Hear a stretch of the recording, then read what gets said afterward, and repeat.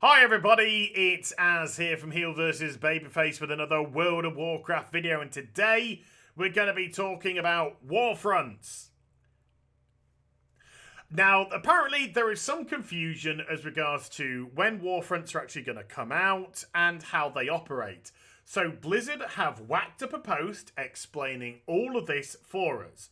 So what I'm going to do is I'm going to read the post, go through it, give my opinion, and then we'll probably have a look at some of the comments in the posts comment section and see what the WoW community think, and hopefully expel any fears that certain people may or may not have.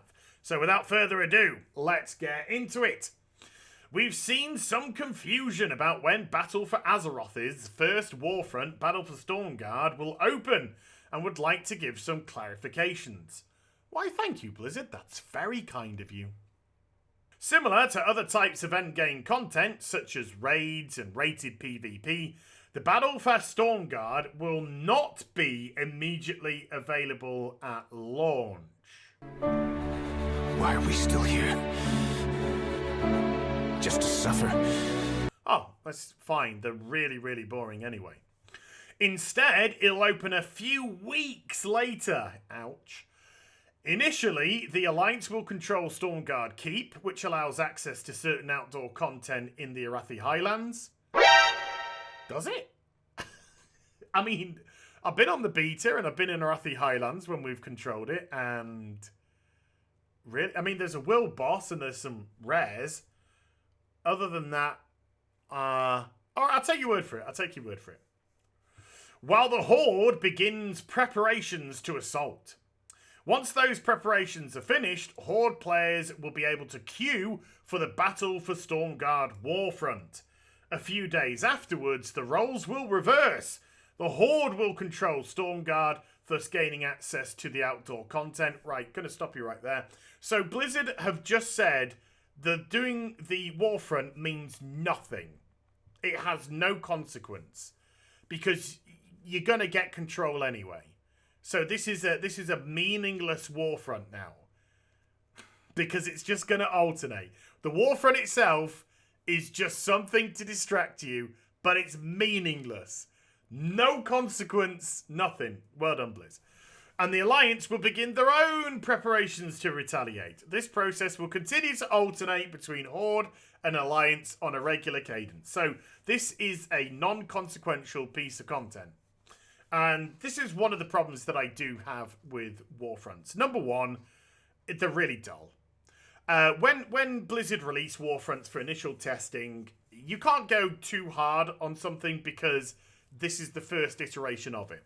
But the general consensus of Warfronts, and I'm not just talking mine, I'm talking from the community. I did kind of listen around to see what other people thought. And the general consensus were they were pretty boring. They were pretty dull. And so what you kind of hope when you get that feedback, because it was pretty broad feedback, is that Blizzard would listen to it and think, right, okay, it's a bit dull, how can we spice this up a bit? They've done nothing. At all. To Warfronts. They've accepted the feedback of it's boring and just gone, we don't care. And so Warfronts are going to come out really, really boring. And the reason why they're boring is they're set up very much like an LFR type of content. That you have 40 people in the raid, from what I can remember, and only a small proportion really actually have to do anything to influence the outcome. Whereas quite a large proportion could just swan off and do nothing. So with 40 people, you probably only need about 15 to 20 that will just go down one lane, smash a lane, go into the keep, and then kill the boss. And that really is it. And so Warfronts are acting like another LFR environment where people can just slack off. They can get involved if they want to, but they can also slack off.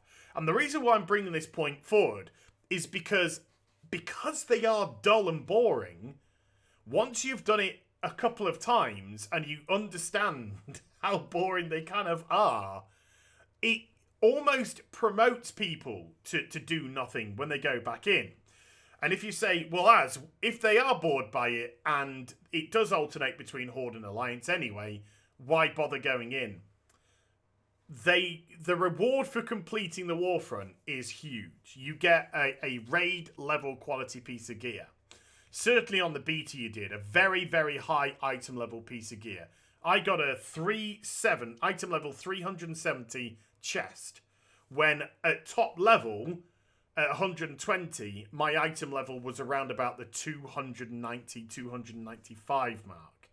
And if I was doing a world quest, the level of gear it would give me would range somewhere between 300 and maybe 315, something like that. So 370 suddenly becomes a very high item level and a big carrot to dangle, because you could get yourself something very tasty indeed.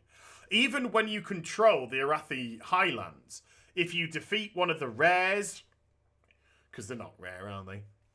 And they drop an epic piece of gear, they're dropping 355 epic pieces of gear.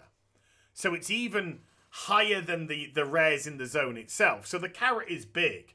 So you think, yeah, it's probably worth if I do go into the Warfront because of the potential to get this gear. And I don't think it's a guaranteed drop, but it's the potential.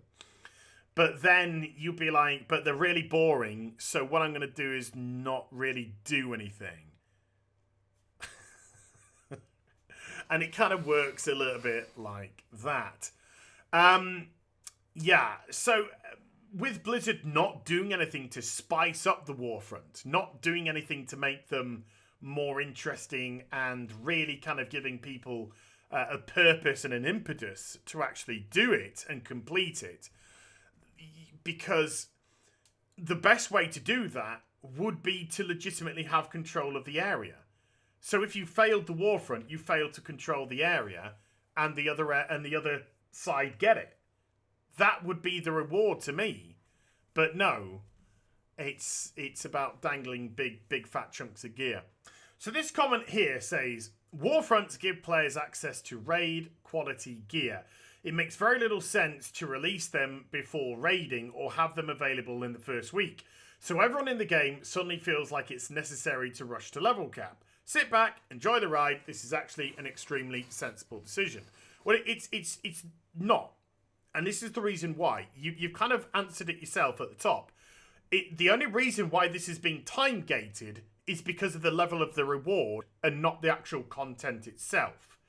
It's gated because of the reward, which is a raid level reward. The content itself could come out on launch, no problem.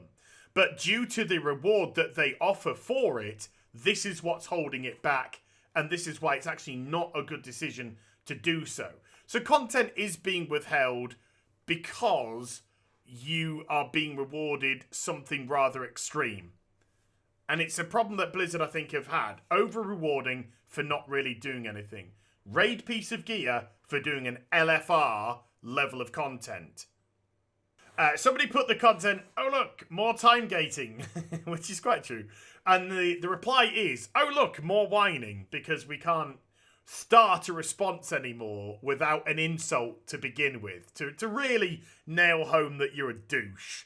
You know, you can't just say, in case you missed it, and not having the, oh look, more whining. No, you've got to emphasize that you yourself are a dick. And because that person has a contrary opinion to you, they are automatically your enemy.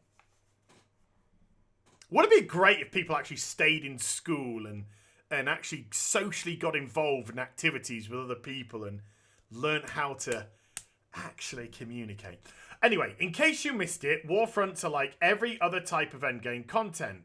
And that content has not been available right at the beginning of the expansion launch for multiple expansions now. Incorrect. It's raiding content which hasn't been available at launch. And that does make sense because it's raiding. And so it does allow people the opportunity just to level up at their leisure without pressure of having to push themselves. So raiding, being a gated form of content for approximately 3 weeks, 4 weeks, is fine and does make sense. The Warfront, no, it isn't a raiding form of content. It's a raiding reward for an LFR type of level of content. No reason why it should actually be time gated at all for the reasons we just discussed. But nice attitude there, Sonny. This gentlefolk says, can we please get a confirmation on what item level loot the rares and Arathi drop? It's been all over the place on the beta from 355 to 340 and 280. Yeah, that probably would be a decent idea. The raid drop that I got was item level 370. The epics that I got from the rares were 355. These are very high in relation to other rewards which have been given out for doing things like regular dungeons.